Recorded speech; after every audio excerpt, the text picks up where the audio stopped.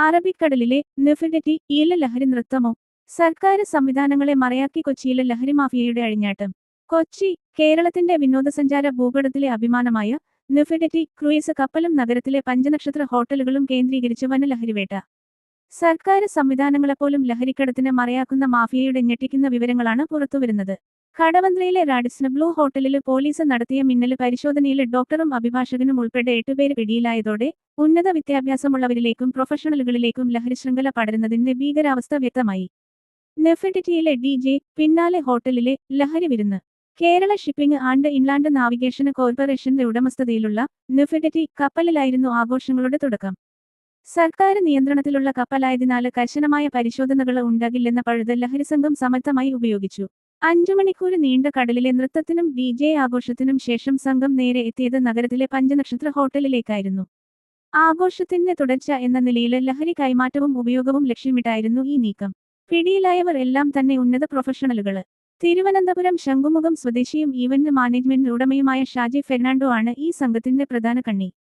പിടിയിലായവരുടെ പട്ടിക ഇങ്ങനെ: ബെൻസി റാവുത്തര്, ദന്ത ഡോക്ടർ; രോഹിത് നായര്, അഭിഭാഷകൻ; സൈതലവി ഫാത്തിമ, ഫിസിയോതെറാപ്പിസ്റ്റ്, കൊല്ലം; അക്ബർ ഷാ, നൂറനാട് സ്വദേശിയായ ന്യൂട്രീഷ്യന്; അമൽ റൌഫ്, ഏവിയേഷന് വിദ്യാർത്ഥി. ഒപ്പം കൊച്ചി കല്ലൂര് സ്വദേശി ഓസ്റ്റിന് ജോസ്, കൊടുങ്ങല്ലൂര് സ്വദേശി ജിനോ മുരളി എന്നിവരും പിടിയിലായി. ഇവരിൽ നിന്ന് ഹൈബ്രിഡ് കഞ്ചാവ്, കൊക്കെയ്ന്, മെത്താഫിറ്റമിന്, MDMA, എക്സ്റ്റസി പിൽസ് തുടങ്ങിയ മാരക ലഹരിമരുന്നുകളാണ് പോലീസ് കണ്ടെടുത്തത്. സുരക്ഷാ വീഴ്ചയും ഉദ്യോഗസ്ഥരുടെ പങ്കും. ഈജിപ്ഷ്യൻ രാജ്ഞിയുടെ പേരിൽ വിനോദസഞ്ചാരികളെ ആകർഷിക്കുന്ന നെഫിഡിറ്റി കപ്പൽ ലഹരി വിനിമയ കേന്ദ്രമായി മാറിയത് അതീവ ഗൗരവകരമായ സുരക്ഷാ വീഴ്ചയായാണ് കണക്കാക്കുന്നത്. സാധാരണക്കാരായ കുടുംബങ്ങളും കുട്ടികളും വിനോദത്തിനായി എത്തുന്ന ഇത്തരം ഇടങ്ങളിൽ ലഹരി മാഫിയ പിടിമുറുക്കുന്നത് ജനങ്ങളിൽ ഭീതിയുണ്ടാക്കുന്നു.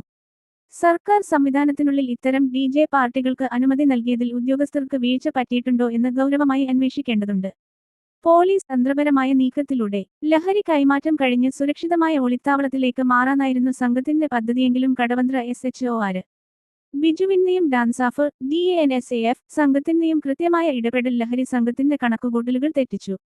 കൊച്ചിയിലെ പ്രമുഖ ഈവന്റ് മാനേജ്മെന്റുകൾ ഇത്തരം പാർട്ടികളുടെ മറവിൽ വലിയ തോതിൽ ലഹരി ഒഴുക്കുന്നതായി പോലീസിന് സൂചന ലഭിച്ചിട്ടുണ്ട്. നഗരത്തിലെ പഞ്ചനക്ഷത്ര ഹോട്ടലുകളും വിനോദസഞ്ചാര കപ്പലുകളും ലഹരി ഇടനാഴിയായി മാറുമ്പോൾ വേരുകൾ പിഴുതെറിയാനുള്ള ശക്തമായ നടപടികളുമായി മുന്നോട്ടു പോകാനാണ് പോലീസ് തീരുമാനം. വരും ദിവസങ്ങളിൽ കൂടുതൽ അറസ്റ്റുകൾ ഉണ്ടാകാൻ സാധ്യതയുണ്ടെന്നാണ് സൂചന.